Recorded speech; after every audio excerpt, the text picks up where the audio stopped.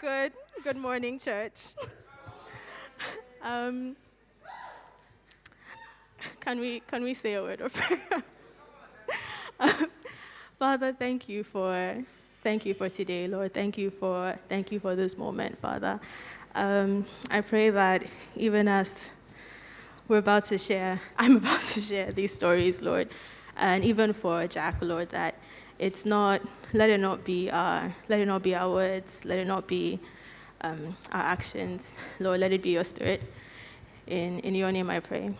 Amen. Um, so when thinking of my story of faithfulness, I had to take a moment to think about what faithfulness is. I feel like faithfulness is one of those words that we talk about, but then we never really stop to understand what does this actually mean. And one thing that I realized and what I want to share really is that God is faithful not because of what he does, but because of who he is, right? And there are all these amazing aspects of God, right? We sing, and it's amazing that he is those things. He is our waymaker, he is our promise keeper, but that is not why he's faithful. And just to walk through this some more, I won't say that my friend is faithful because I told Courage that I need new shoes, and he bought me shoes. Like, that's not why Courage is faithful. Courage is faithful because even when my shoes are not nice, Courage will come and walk with me, right? Courage is not afraid to be seen with me. Even if I needed a kidney transplant, and Courage could give me his kidney, or anyone could give me their kidney, and they gave it to me, that's not why they are faithful. They are faithful because while I was sick, they were there. When I was sick, they were taking care of me, and that's why I will call them faithful. So it's really not, our faithful friends are not the ones who give us gifts or who do things for us. Our faithful friends are the ones who are there no matter what, right? In our lowest moments, in our highest moments, they are there, and that's why we call them faithful. So all this to say that I've realized that faithfulness is about presence. Faithfulness is seen in relationship. It's not seen in what people do for you, but it's seen in when they are there, where they are there, while you are going through your life. And this is really what I came to say.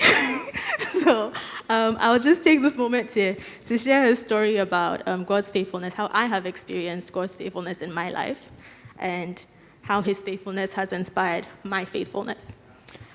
So in my final year of university, I experienced depression, and it wasn't for any reason at all.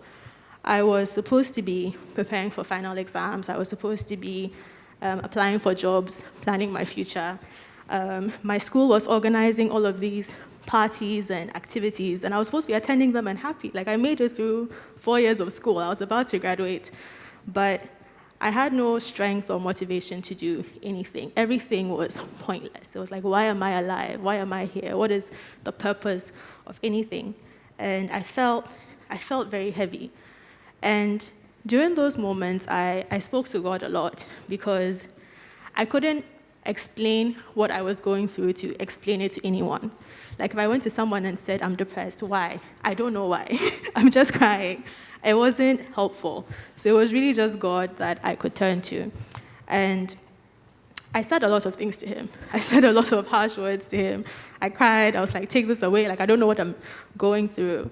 And what he offered me, in spite of my cries and my pleas, was that he was there, right? And I didn't appreciate it. I'm like, I need you to fix my problems. Thank you very much. But he was not about that life. He was just there. He was comforting me. He was letting me know every time I read scriptures, I could identify with people in the Bible, but that wasn't solving my real problem. But even then, I was able to write my exams, right? When it came time to graduate, I honestly thought I would not graduate because there were classes that I was not going to. I didn't go to any class at all. I didn't know how I was going to write exams. But I was able to graduate. I wrote my exams. I walked down the aisle. And I came out of that season eventually. Not when I wanted, but eventually I came out of it. And one thing I learned from then is that God is truly near to us, right? For some of us, we feel as though when we are going through hard times is when God is far away. We can't feel God. We don't see God. God doesn't understand what we are going through. And I just want to pull up Psalm 34, verse 18, which says that the Lord is close to the brokenhearted, and he saves those who are crushed in spirit. And sometimes we feel as though you need to have been going through the most, like your whole family has to have been killed and you have to have been in a car crash before this verse applies. But this verse really applies because you are sad. You're feeling crushed. You're feeling like there's no hope. And the Bible says God is near you. And I also want to say that God he's well acquainted with our suffering, right? The one thing that was not in heaven was pain and was suffering. But he came onto this earth, and Isaiah 53 tells us that he took on that suffering for us. He experienced it for us. And so whenever we are feeling as though our suffering can distance God, he is never nearer, right? He is constant, he is close. And we like to say that we don't feel God. But like when you're talking to someone on the phone, you're not feeling them. But God is even more stable than like our MTN network, our Vodafone network. God is there, but we say we don't feel him. So after I went through all of that, after I graduated, I still didn't have a job. I had been part of this campus fellowship very half-heartedly. Sometimes I'll go, sometimes I won't go. At the end of senior year, that particular fellowship, they take all of their seniors to a campus retreat. And because I was very half-hearted, my campus leader didn't even bother inviting me. She was probably like, I don't know what this girl is doing. She didn't invite me. But for some random reason, another campus leader from a different school sent me an email. He was like, do you know about this? I was like, no. He's like, you should come. I was like, okay, my own campus leader didn't invite me, but I guess I'll show up. And this was a retreat that was getting you to think about being intentional about your faith. I remember last week Sam was talking about moving from Jerusalem to Athens. Right? That was what the retreat was about. When you're in school, you're very closeted, you have your campus fellowship. It's very easy to be a Christian. But when you come out into the workplace, there's nobody telling you to come to church, nobody coming to knock on your door. So the retreat was really about being intentional. And for me, I had no work environments to practice that intentionality. I didn't have a job. So what I used that time for was that there was a prayer room. And I would just go to the prayer room and say, I've graduated. I don't know what I'm doing with my life, Lord. You actually have to come and do something right now because I have no idea. And there was this one time I finished praying and I walked out the door. I was going to look for food. I was hungry. I was looking for a snack. I went to the snack table and there was this man he was also there, and we just started having a conversation. And in his conversation, he just started telling me about what he did. It turned out that he worked for the campus fellowship that invited us to the retreat. And somehow, by the end of that conversation, I had decided to work for the campus fellowship. And nobody was more surprised about that than I was, because I remember, again, Sam last week was saying that if they mention that there's going to be evangelism next week in church, half the church won't show up. I would be the half that doesn't show up. I would not come because that is not how I see myself. That is not who I am. But I felt as though God was asking me to do this. I felt that way because I had just come out of this depressive moment in university, and God had been with me. And I had felt so much that he was the one that sustained me, that I couldn't imagine just going off to do another job and asking that God please be with me in this other job when I was feeling like he was asking me to stay here. So I became a campus minister. I didn't even know what that meant.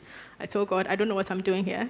And the word that he gave me when I was telling him I have no idea what I'm about was abide. And abide led me to John 15, verse 45, right? It says, remain in me, as I also remain in you. No branch can bear fruit by itself. It must remain in the vine. And neither can you bear fruit unless you remain in me. because I am the vine, and you are the branches. And those who remain in me, and I in them, bear much fruit, because apart from me, you can do nothing. And for me, it was like God was saying, I remained with you, I am faithful to you, right? And so now you be faithful to me, you stay with me, abide in me. And that was the secret to success, right? Because it says, if you remain in me, you will bear much fruit, you will be successful. And it also said that apart from his presence, we can do nothing. So just like God was faithful to me, not because of what he did, but because of how he was with me, God was asking me to be faithful to him, not in what I was doing, but just remaining with him. And I just want to say that faithfulness is seen, again, not in what we do for God, but in our commitment to our relationship for God. So in my life, because God was faithful, I was faithful, right? And even in the moments when I was faithless, he was still faithful.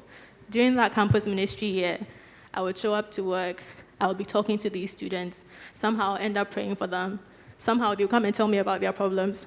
I never knew why, I never knew what they were doing. But at the end of that year, the students were all writing notes to me.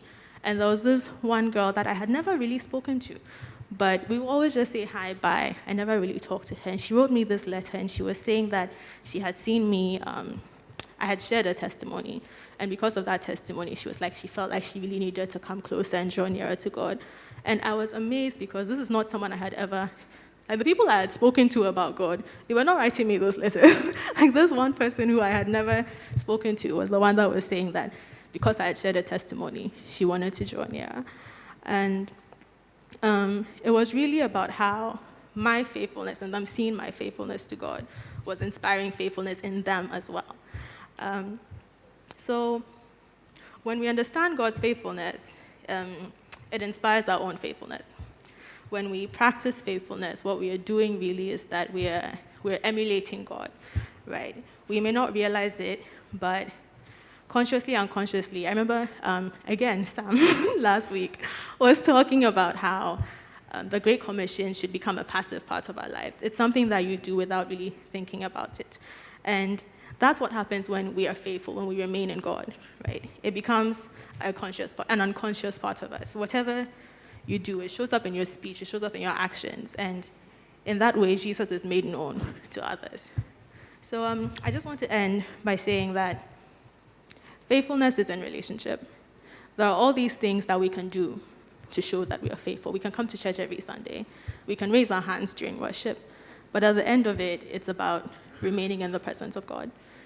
And at the end of this, I would like us to just pray for anyone who is feeling as though you don't feel connected to God, because it's not a feeling, right? God is saying he's here. And it's really a matter of acknowledging that he is and taking that on and also making that effort to be in relationship with him. So, thank you.